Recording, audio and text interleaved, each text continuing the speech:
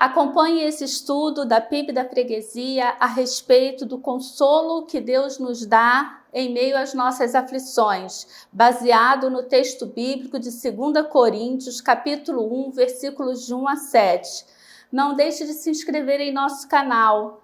Ative o sininho para receber nossos estudos, mensagens e devocionais de primeira mão. E claro, deixe o seu joinha no nosso estudo.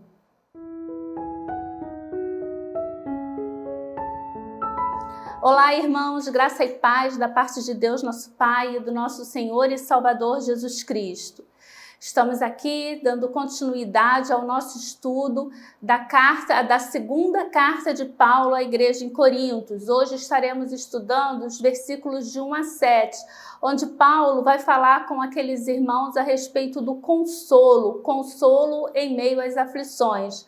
Vamos orar nesse momento, pedindo a Deus sabedoria para tudo aquilo que estaremos estudando nesse momento e desde já pedindo que Ele fale aos nossos corações, principalmente a você que ao estar assistindo esse vídeo, em qualquer tempo em que você esteja assistindo esse vídeo, se você estiver passando por algum momento de angústia, de aflição, tribulação, eu já rogo as misericórdias de Deus para a sua vida, que você esteja recebendo todo o consolo, que você esteja recebendo toda a paz de Deus, que excede todo o entendimento em seu coração. Amado Deus, eterno Pai, glorificado seja o Teu nome. Nós te louvamos, Senhor, e engrandecemos o Teu nome, porque o Senhor é bom, o Senhor é benigno, porque o Senhor tem nos consolado em meio às nossas dificuldades, o Senhor tem nos consolado em meio às nossas adversidades, em meio às nossas tribulações, o Senhor está sempre conosco, Senhor. O Senhor é um Deus que nos permite passar por situações adversas, mas o Senhor não nos deixa só. E a partir desse momento, ó Deus, quando nós saímos dessas situações, podemos dar testemunho do Teu amor, da Tua graça, Senhor, da Tua benevolência para conosco em meio às dificuldades.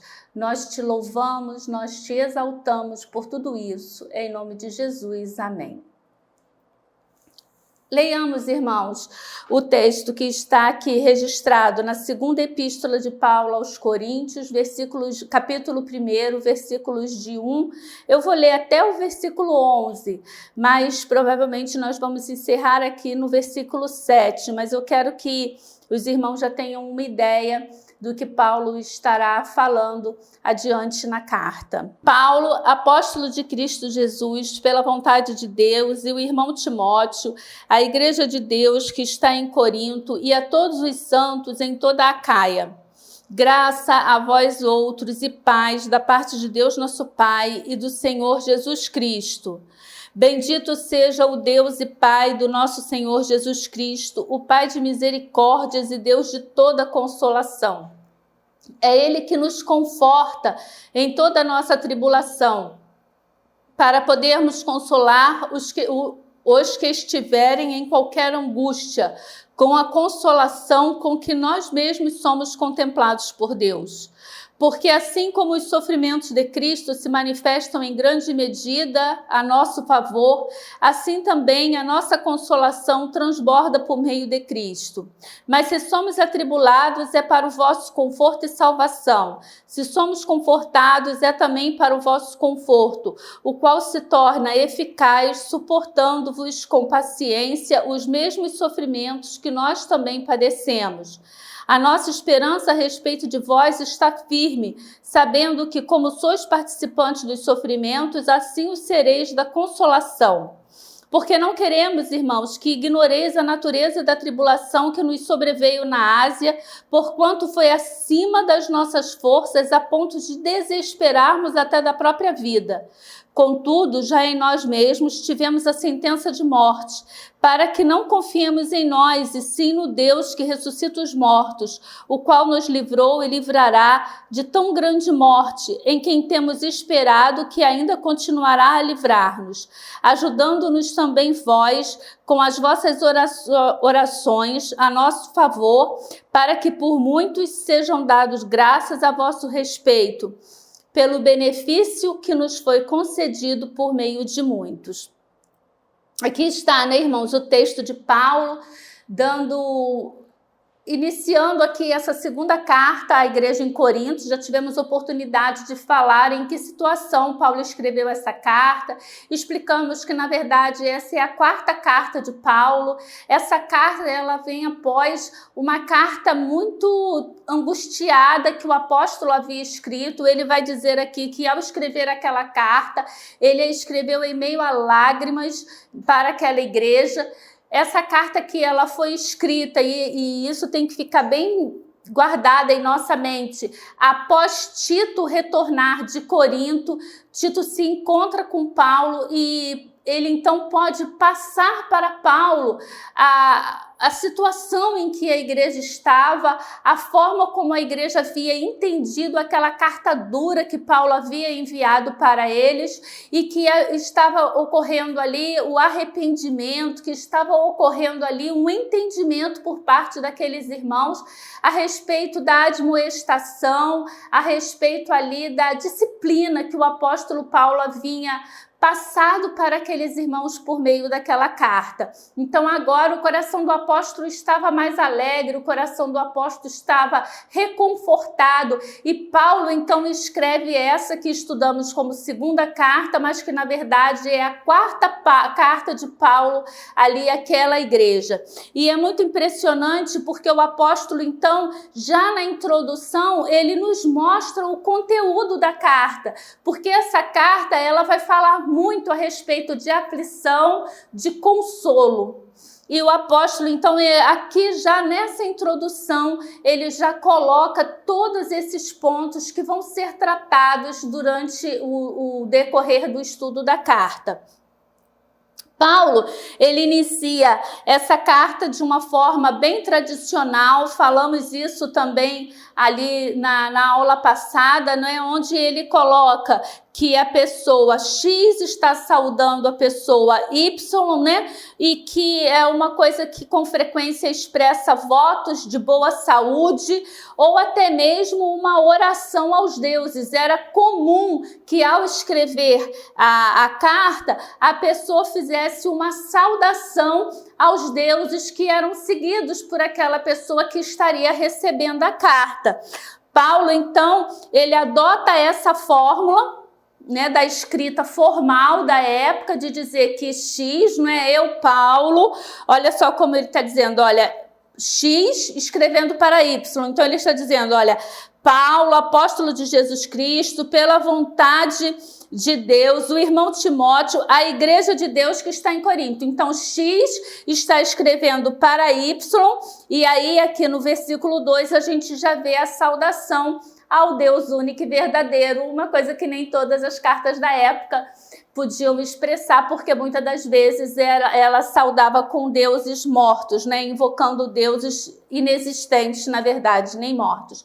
Então aqui, Paulo, ele usa a fórmula, né, natural de se escrever, a forma natural de se escrever, mas ele expande teologicamente a saudação. Então, até na saudação de Paulo, aqui tem mensagens contidas, irmãos. Só no versículo 1, a gente já tem muita mensagem. No versículo 2, dá aqui sermão, né, para passarmos para a igreja só nesses versículos. Por quê? Porque Paulo aproveita todo momento para falar teologicamente. E um aspecto característico das saudações paulinas é a ênfase da paternidade de Deus no senhorio de Cristo e da graça e da paz oferecida aos crentes. Isso a gente vê aqui, olha, graça a vós outros e paz da parte de quem? De Deus, nosso Pai, ou seja, a paternidade de Deus e o senhorio de Jesus Cristo e do Senhor Jesus Cristo.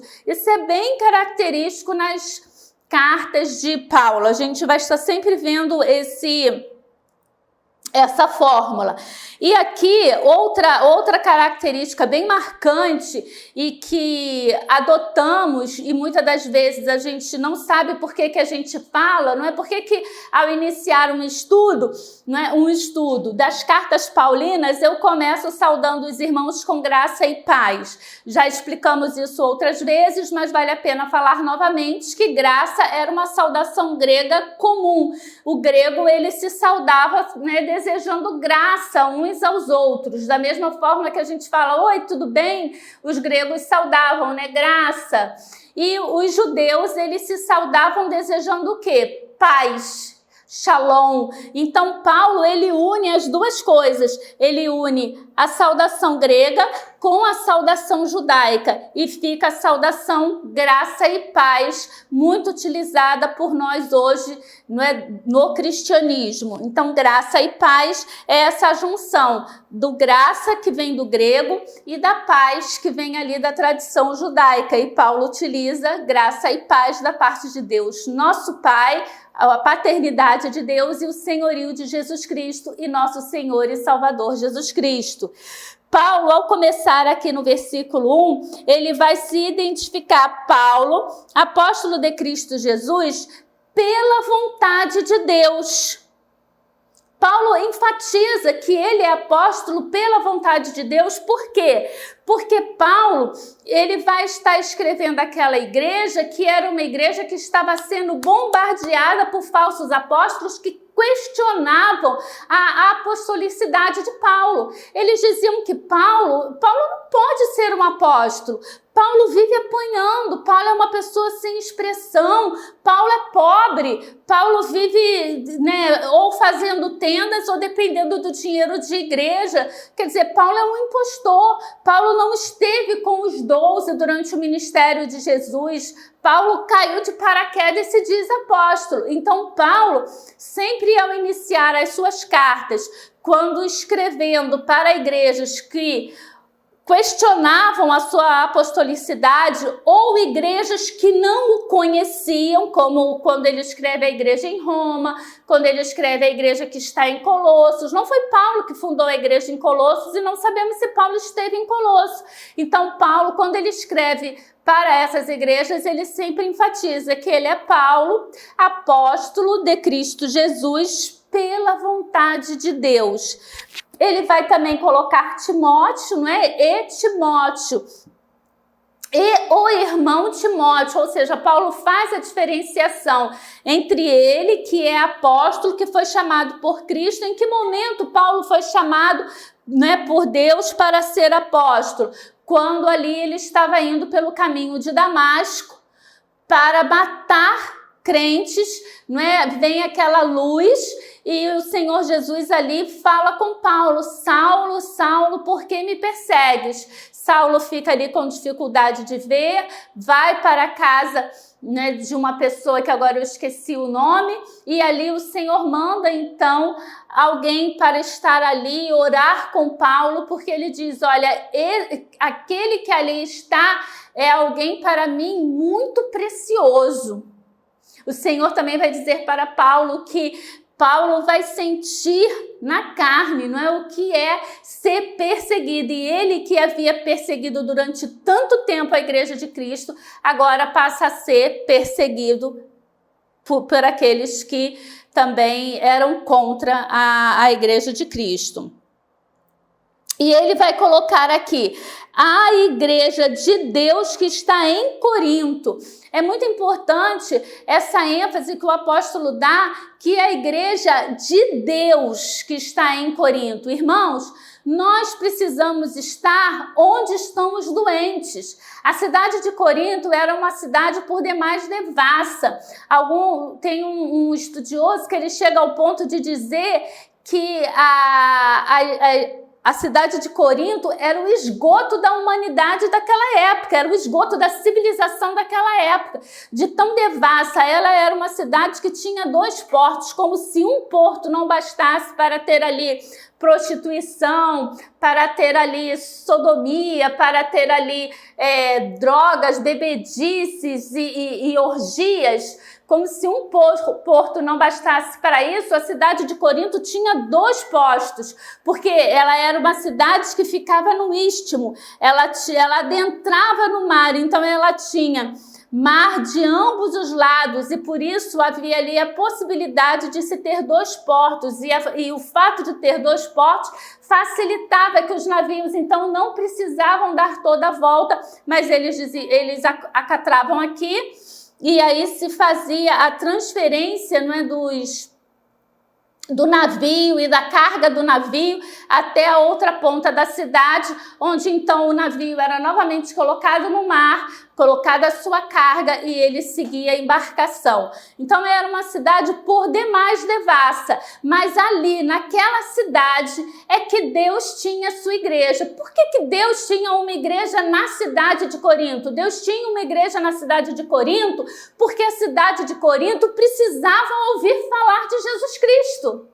É isso que a igreja de hoje tem que ter em sua mente. Por que nós estamos aqui, irmãos, na cidade do Rio de Janeiro? Por que estamos envoltos com tanta situação difícil, com tanta miséria? Por que estamos envolvidos aqui, cercados com tanta bandidagem, com tráfico, com milícia, com comando disso e daquilo? Por que estamos aqui? Estamos aqui porque fomos chamados para estar aqui. Você tem que olhar para as adversidades e para todas essas situações, focar na sua igreja e pensar, essa igreja está aqui por ordem do Senhor Jesus Cristo. Ela é a igreja de Deus que está aqui nesse bairro. E em nome de Jesus, não tem comando disso, comando daquilo, facção disso, facção daquilo. Porque aqui quem manda e quem reina é o Senhor Jesus Cristo.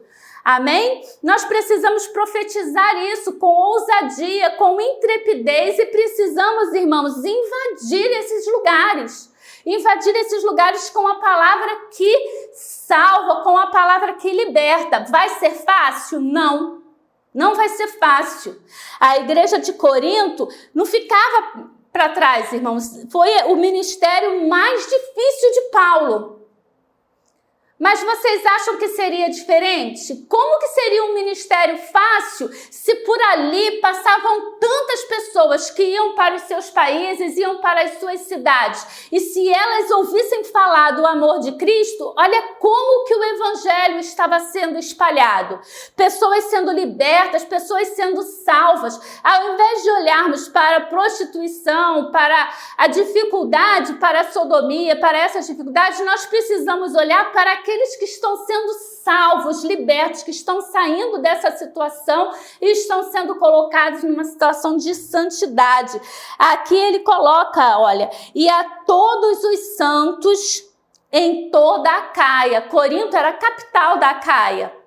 Então Paulo está dizendo, eu estou escrevendo para a igreja de Deus que está em Corinto e aos santos. Quem são os santos? As pessoas que foram libertas do pecado do mundo, das adversidades do mundo. Nós somos os santos que fomos libertos. Nós somos os santos que estamos aqui para pregar o evangelho de Cristo nesse tempo de dificuldade. Você é uma pessoa tão especial que Deus escolheu esse tempo, esse ano, esse momento para que você possa realizar a obra dele. Amém? E Paulo continua, é ele que nos conforta. Agora nós vamos entrar... não, eu pulei o versículo 3, desculpa, não é?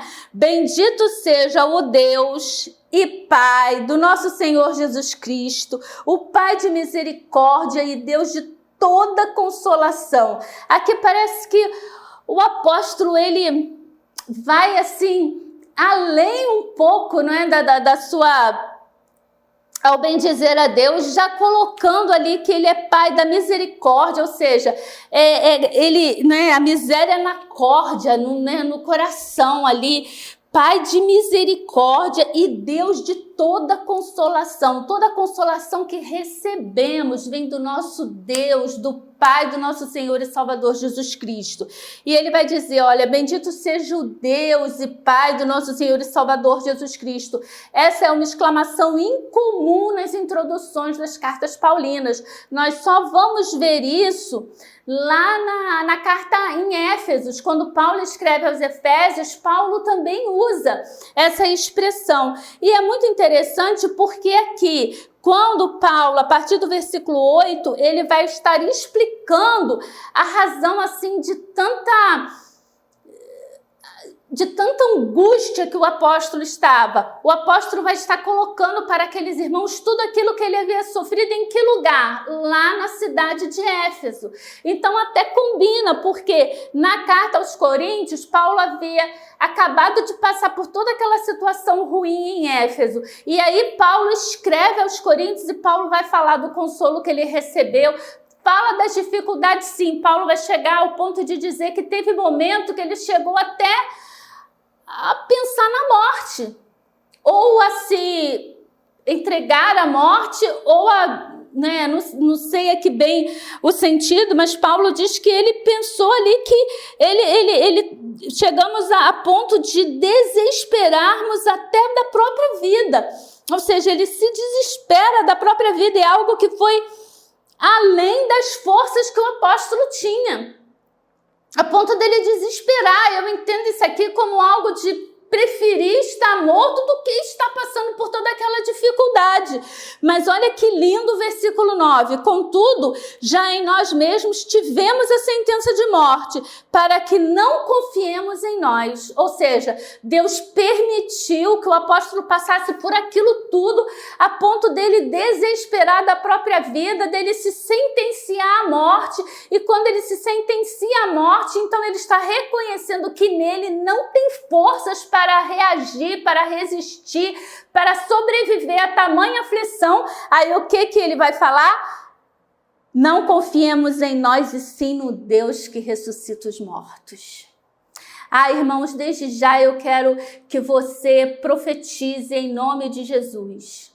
Se você está achando que você vive uma situação no seu casamento, que já você sentenciou a morte para o seu casamento, se você já sentenciou a morte para aquele seu filho que está envolvido com drogas, se você sentenciou a morte para aqueles seus parentes que estão envolvidos no tráfico, envolvidos no contrabando, envolvidos aí em roubos, envolvidos em violências sexuais, envolvidos em violência familiar, em pedofilia, se você já sentenciou a morte para todas essas situações, em nome de Jesus eu digo que nós servimos a um Deus que nos ressuscita dos mortos. Ele vai dizer aqui, olha, não confie em nós mesmos, mas sim em Deus que ressuscita os mortos. Olhe para essa situação adversa e profetiza em nome de Jesus.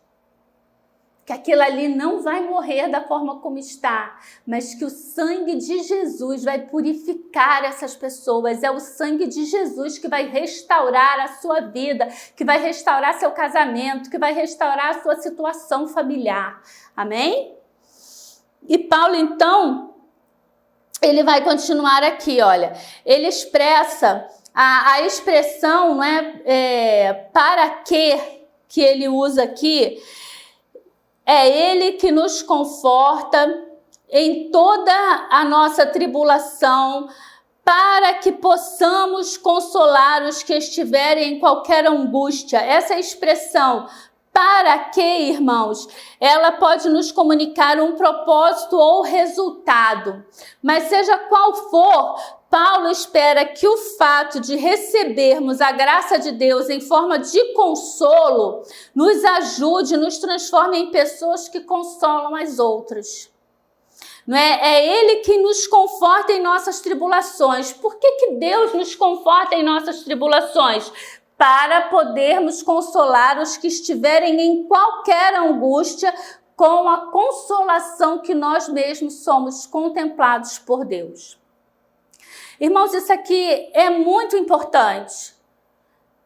Nós passamos pelas dificuldades, primeiro, irmãos, para que nós possamos crescer. Imagina se nós tivéssemos uma vida cristã como é pregado por aí, né? A teologia da prosperidade diz que ao nos convertermos, nós somos filhos do rei. Eu sou filha do rei. Eu sou filha do rei. Você também é filha do rei. Você também é filho do rei. Mas o nosso rei mandou o próprio filho. Jesus saiu do seu trono, Jesus saiu do seu estado de exaltação e ele entrou num estado de humilhação. Ele andou aqui na terra, sujou os seus pés. Ele não tinha o conforto de uma pedra para repousar. Filho do rei, o primogênito do rei. Eu sou filha do rei por adoção, eu sou filha do rei porque o primogênito do rei veio e ele morreu numa cruz. Como que nós não podemos entender as nossas dificuldades, as nossas provações, quando o próprio Filho de Deus morreu numa cruz? Irmãos, o cristianismo não é para pessoas normais. O cristianismo é para pessoa louca. O cristianismo não é para pessoa sã. Porque o cristianismo, ele vai na contramão de tudo aquilo que é pregado pelas outras religiões. Porque ele tem um Deus, criador de todas as coisas, Senhor poderoso, que nos deu livre-arbítrio. Nos deixou decidir aquilo que nós queremos. E como nós decidimos errado, ele criou um plano de salvação. E nesse plano de salvação, ele enviou o seu próprio filho para morrer em meu lugar numa cruz. Agora, se Cristo veio, morreu numa cruz em meu lugar, como é que eu quero passar por aqui, pela minha vida, aqui na terra, sem sofrer humilhação, sem sofrer dificuldade, sem sofrer dor? Fala sério, fala pra mim, como é que isso se explica? E aí diz, não, porque eu sou filha do rei, então eu nasci para ser cabeça, eu não nasci para ser cauda. Bicho difícil, bicho feio de ver, cheio de cabeça e nenhuma cauda, porque ninguém nasceu para ser cauda. Aí diz que não pode ficar doente, nasci para ser rico. Eu não entendo.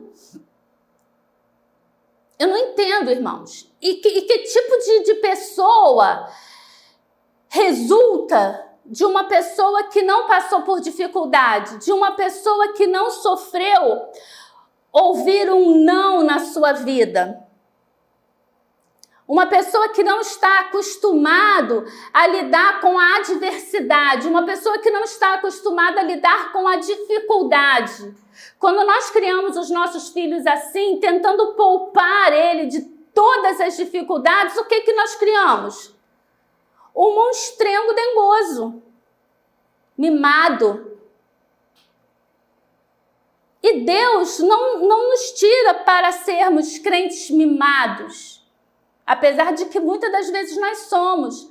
Porque quando enfrentamos a primeira tribulação, a gente diz, mas eu que fiz tanta coisa para Deus, eu que faço tanta obra, eu que fiz isso, eu que faço aquilo, e eu estou passando por isso, eu não mereço. Eu tinha muito esse hábito de dizer, eu não mereço. Eu mereço, irmãos, tudo isso e muito mais. Eu mereço a morte. Eu só não vou morrer eternamente porque Cristo pagou o preço pelo meu pecado. É por isso que a gente combate músicas como Restitui. Restitui o quê? Restitui o quê? Restitui o pecado, restitui a sua condenação, porque é isso que nós temos, é isso que nós merecemos. Eu quero de volta o que é meu. O que é que nós criamos? O que nós fizemos? Tudo aquilo que somos, tudo aquilo que temos vem na misericórdia e da graça de Deus. E ele continua, porque assim como os sofrimentos de Cristo se manifestam em grande medida a nosso favor, assim também a nossa consolação transborda por meio de Cristo. Irmãos, esse versículo, ele está falando, olha, porque assim como os sofrimentos de Cristo, o sofrimento de Cristo se manifesta em grande medida a nosso favor, porque o sofrimento de Cristo foi por mim. Então, como que eu não posso sofrer aqui ao pregar o Evangelho? É isso que Paulo está falando. Cristo morreu por mim, pelos meus pecados. O sofrimento que ele teve de vir à terra, de ter que passar aqui, ser provado, ser cuspido, ser chicoteado e no final ser morto numa cruz. Tamanha humilhação para um Deus. Esse sacrifício dele, esse sofrimento foi por mim. E isso me consola diante das dificuldades e das tribulações, das adversidades que eu passo aqui na terra. Se somos participantes, assim como nós participamos abundantemente do sofrimento de Cristo, também nossa consolação, ela transborda em Cristo. E Paulo vai continuar aqui, olha. Se somos atribulados, é para o vosso conforto e salvação. Se somos confortados, é também para o vosso conforto, o qual se torna eficaz, suportando vós com paciência os mesmos sofrimentos que nós também padecemos. Assim como a vida de Cristo foi caracterizada por sofrimento para o benefício dos outros, para o benefício da humanidade, Paulo também sofre a serviço do reino de Deus para beneficiar os outros. Porque quando Paulo fala aqui que ele chegou a se desesperar da própria vida, ele está falando por uma situação que não é detalhada aqui na Bíblia, mas nós podemos ter uma ideia, porque quando Paulo vai pregar Éfeso, e Éfeso foi a primeira carta que nós estudamos, né, lá em 2020, se você ainda não assistiu, assista lá o estudo da carta de Paulo à igreja em Éfeso. Paulo, quando ele esteve ali em Éfeso, nós podemos ver que ali tinha um culto a Diana, ali havia toda uma idolatria, havia toda, irmãos, toda uma situação financeira, todo o mercado, todo o trabalho, todo o comércio daquela cidade era ali envolto na fabricação de ídolos para Diana, dos santinhos, etc. e tal. Era ali nos cultos, os sacerdotes, as sacerdotisas sexuais, né, a prostituição. Então era na fabricação, venda e prostituição. Tudo ali girava em torno do templo de Diana. Quando Paulo chega e Paulo começa a pregar e as pessoas começam a se converter, elas começam a deixar de se prostituir, a deixar de se relacionar com as prostitutas, elas começam a deixar de comprar os ídolos, os santos, as lembrancinhas. Então, o que acontece? Há uma crise econômica gerada pelo cristianismo que chega ali naquela cidade. E quem é que está representando o cristianismo naquela cidade? Paulo, que está ali pregando e levando pessoas, almas, vidas a se converterem. Então ali ocorre uma perseguição, uma luta ali contra Paulo, que é quando ele diz que ele chegou a abdicar da própria vida. Mas ele está dizendo aqui, no versículo 7, a nossa esperança a respeito de vós está firme, sabendo que, como sois participantes do sofrimento, os sereis também da consolação. Paulo vai ter que tratar questões difíceis nessa carta, que nós estamos introduzindo, nós estamos começando a estudar. Mas ele prepara o terreno para essas admoestações ao expressar sua certeza de que os coríntios participarão com ele do sofrimento em prol do Evangelho. Irmãos, é muito interessante a forma como Deus nos consola, a forma como Deus vai trabalhando o nosso coração. A forma como Deus manda pessoas para a nossa vida que nos trazem consolo, que nos trazem refrigério em momentos de grande angústia.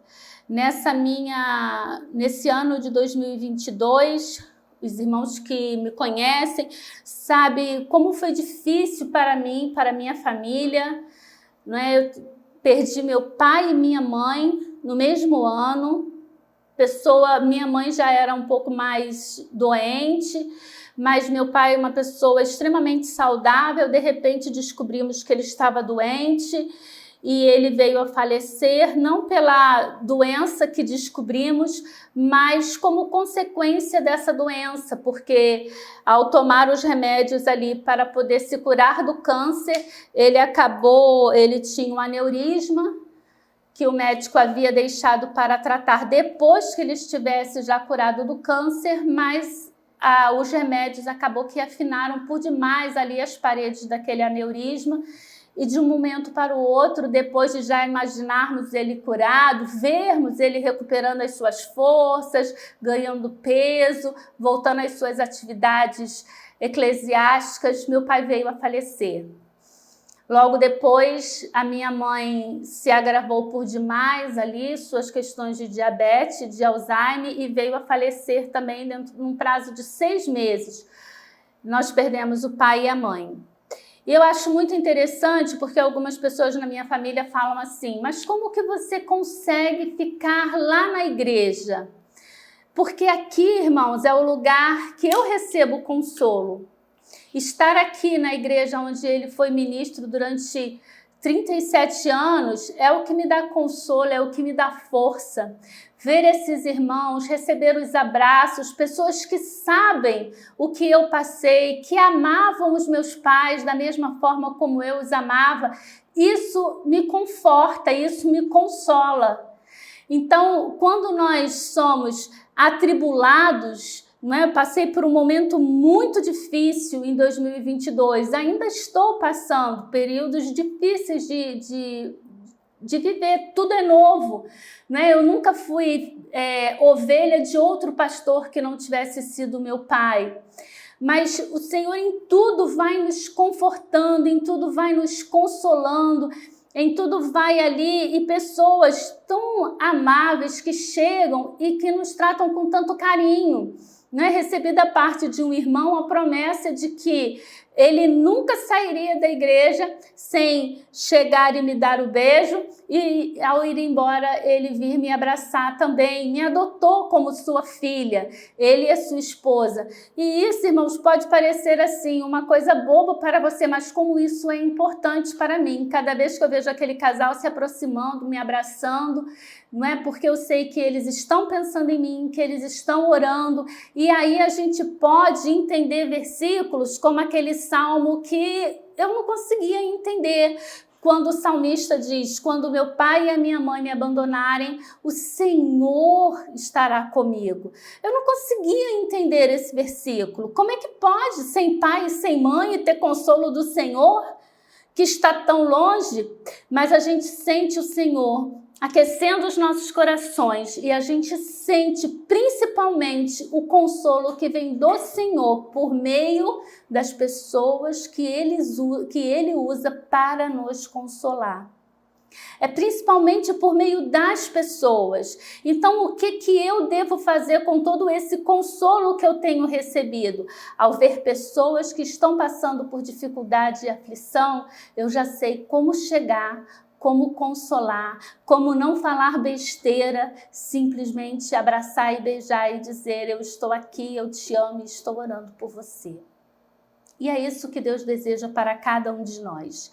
Ele nos dá o consolo para que nós também possamos consolar uns aos outros. Amém? Até o nosso próximo estudo.